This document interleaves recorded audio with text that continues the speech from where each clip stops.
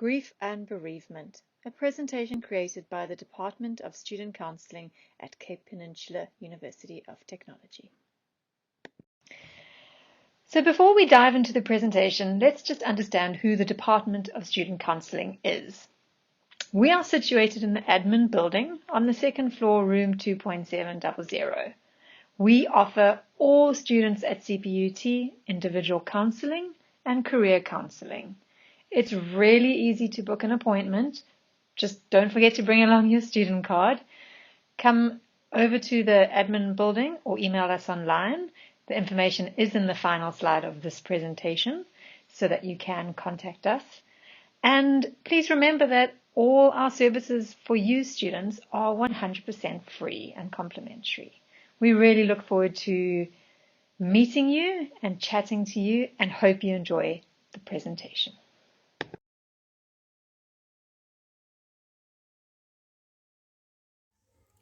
What is grief? Grief is a natural response to loss. It's the emotional suffering you feel when something or someone you love is taken away. Often the pain of loss can feel overwhelming. You may experience all kinds of difficult and unexpected emotions, from shock or anger to disbelief, guilt, and profound sadness. The pain of grief can also disrupt your physical health, making it difficult to sleep, eat, or even think straight. These are normal reactions to loss, and the more significant the loss, the more intense your grief will be. Coping with the loss of someone or something you love is one of life's biggest challenges. You may associate grieving with the death of a loved one, which is often the cause of the most intense type of grief. But any loss can cause grief, including divorce or relationship breakup, loss of health, losing a job, loss of financial stability, a miscarriage, retirement, death of a pet, loss of a cherished dream, a loved one's serious illness, loss of a friendship, or even loss of safety after a trauma, and even selling the family home. Even subtle losses in life can trigger a sense of grief. For example, you might grieve after moving away from home, graduating from college, or changing jobs. Whatever your loss, it's personal to you, so don't feel ashamed about how you feel or believe that it's somehow only appropriate to grieve for certain things. If the person, animal, relationship, or situation was significant to you, it's normal to grieve the loss you're experiencing. Whatever the cause of your grief, though, there are healthy ways to cope with the pain that in time can ease your sadness and help you come to terms with your loss, find new meaning, and eventually move on with your life. Now we look at what is bereavement. Bereavement is the period of grieving and mourning following the death of someone close, such as a family member or friends, or even a beloved pet. It is a completely normal phase of life and can manifest itself in many different ways. Bereavement often consists of sadness, emotional numbness, crying, sleep problems, depression, regret, and other negative feelings. It can come and go in stages after a loss. There is no one proper way to grieve, and everyone experiences bereavement in a different way. The duration of bereavement can depend on both how attached the person was to the person or pet who died, and the amount of preparation time anticipating the loss. Now let's look at some symptoms of grief and bereavement. Many people mistakenly believe that grief is a single emotion, but normal grief is actually a powerful, multifaceted, and often uncontrollable response that human beings experience following a personally painful or traumatic event, such as the death of a loved one. Grief can affect us not only emotionally, but also physically, mentally, and even spiritually. The loss of a loved one due to death plunges us unwillingly into a whirlpool of pain that often feels overwhelming and inescapable. Emotional symptoms of grief can include the following: shock and disbelief, sadness, guilt, anger, and fear. Now, if we look at shock and disbelief, right after a loss, it can be hard to accept what happened. You may feel numb, have trouble believing that the loss really happened, or even deny the truth. If someone you love has died, you may keep expecting them to show up, even though you know they're gone. If we look at sadness, profound sadness is probably the most universally experienced symptom of grief. You may have feelings of emptiness, despair, yearning, or deep loneliness. You may also cry a lot or feel emotionally unstable.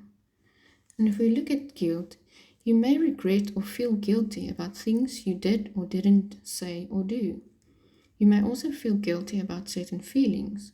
Example, feeling relieved when the person died after a long, difficult illness. After death, you may even feel guilty for not doing something to prevent the death, even if there was nothing more you could have done. Now, if we look at anger, even if the loss was nobody's fault, you may feel angry and resentful. If you lost a loved one, you may be angry with yourself, God, the doctors, or even the person who died for abandoning you. You may feel the need to blame someone for the injustice that was done to you. And then finally, when we look at fear, a significant loss can trigger a host of worries and fears. You may feel anxious, helpless, or insecure. You may even have panic attacks.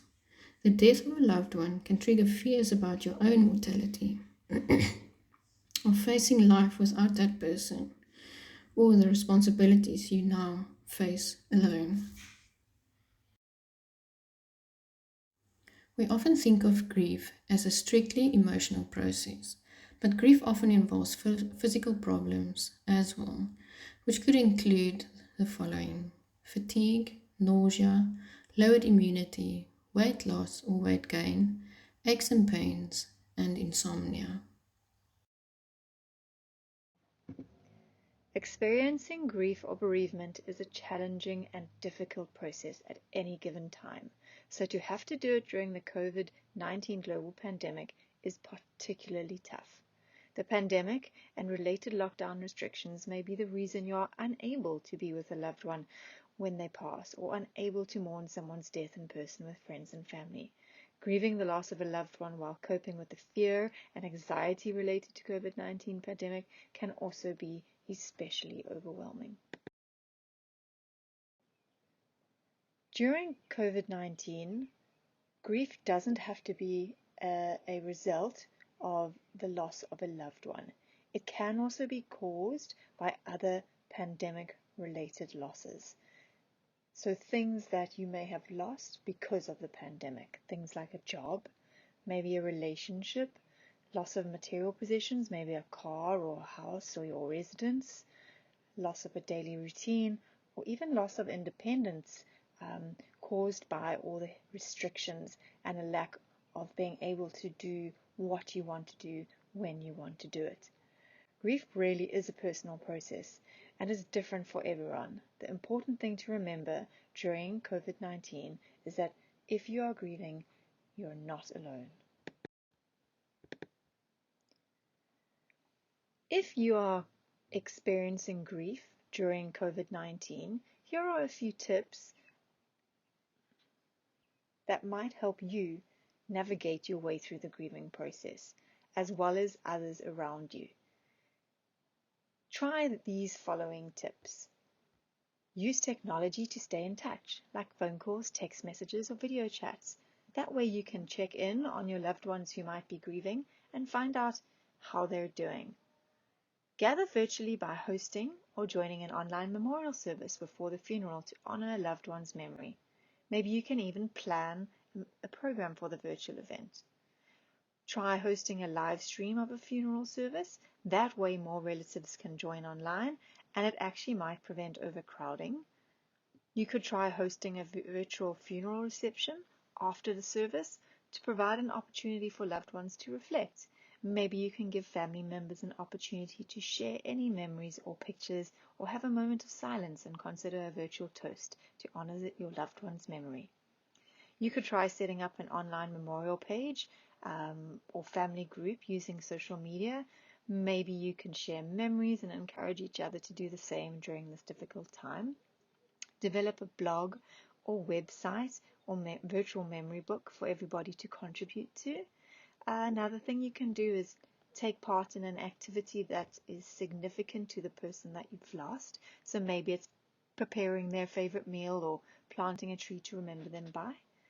You could ask for help from others, or ask for help from your particular faith or church or religious group.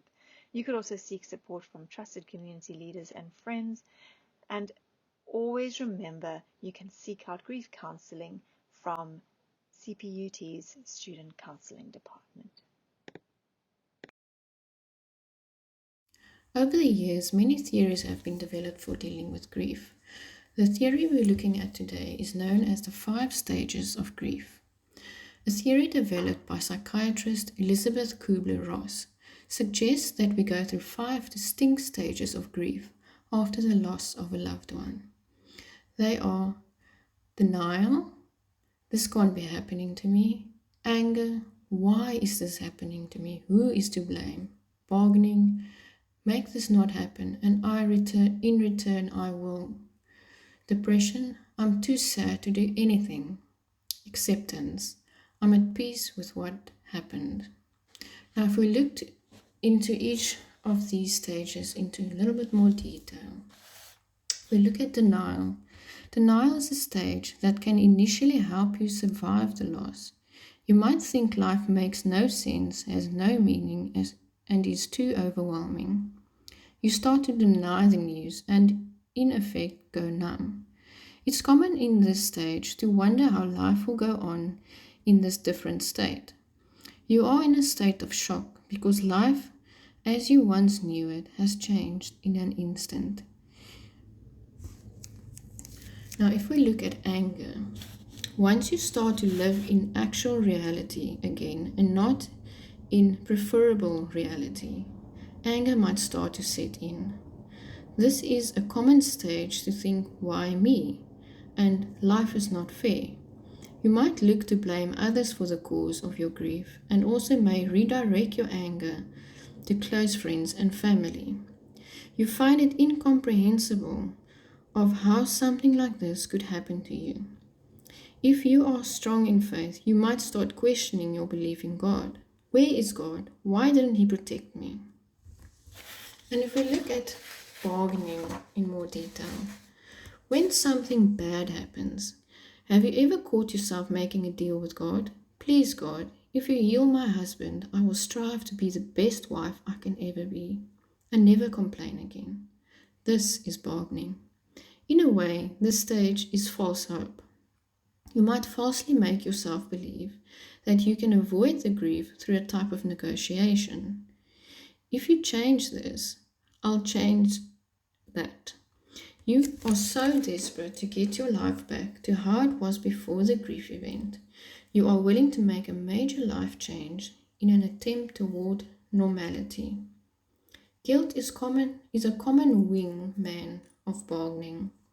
This is when you endure the endless what-if statements. What if I left the house 5 minutes sooner? The accident would have never happened. What if I encouraged him to go to the doctor 6 months ago, like a first thought? The cancer could have been found sooner and he could have been saved. Then we move into the stage of depression. Depression is a commonly accepted form of grief. In fact, most people associate depression immediately with grief, as it is a present emotion.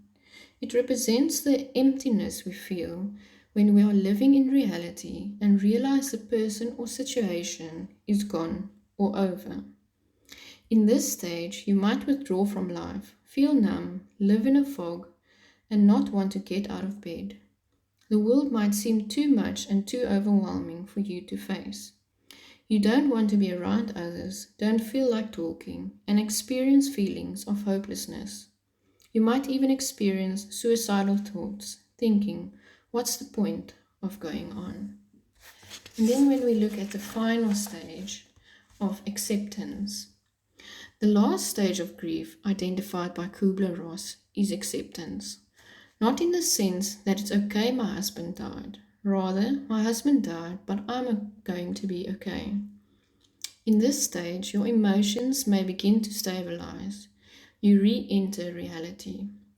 You come to terms with the fact that the new reality is that your partner is never coming back, or that you are going to succumb to your illness and die soon, and you're okay with that. It's not a good thing, but it's something you can live with. It is definitely a time of adjustment and readjustment. There are good days, there are bad days, and then there are good days again. In this stage, it does not mean you'll never have another bad day where you are uncontrollably sad.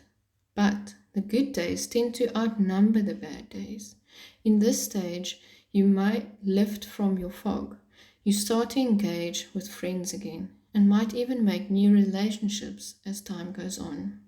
You understand your loved one can never be replaced, but you move, grow, and evolve into your new reality. And it's also to remember not everyone who grieves goes through all of these stages, and that's okay. Contrary to popular belief, you do not have to go through each stage in order to heal. In fact, some people resolve their grief without going through any of these stages. And if you do go through these stages of grief, you probably won't experience them in a neat sequential order. So don't worry about what you should be feeling or which stage you're supposed to be in.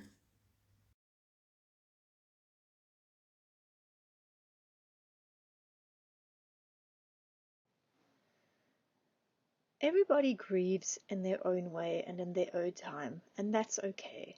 Some people take a month to recover and resume normal activities, some 6 months.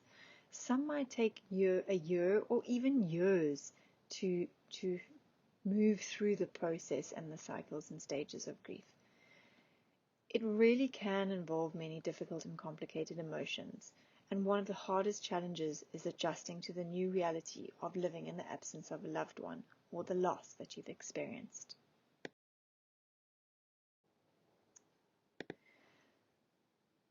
CPUT's Student Counselling Department would like to give you a few tips that might help you cope with your grief, now that you understand the stages that you're moving through and have a few tips on how to cope during the pandemic.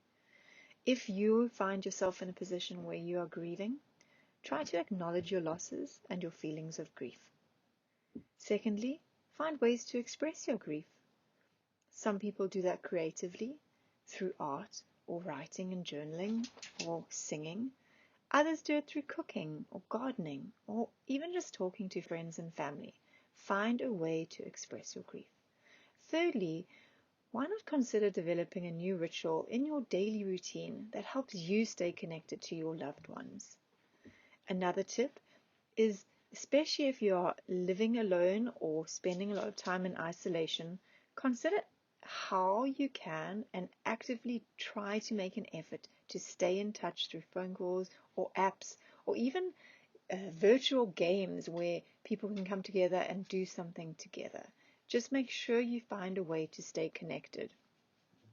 If you're worried about future losses, try to stay present and focus on the aspects of your life that you can control right now. Finally, to cope through grief and to manage through the process and the stages, always remember that a strong, healthy body means a stronger, healthier mind, which might make the process just that tiny little bit easier. Looking after yourself during the grieving process is so key. Self-care can take many different forms.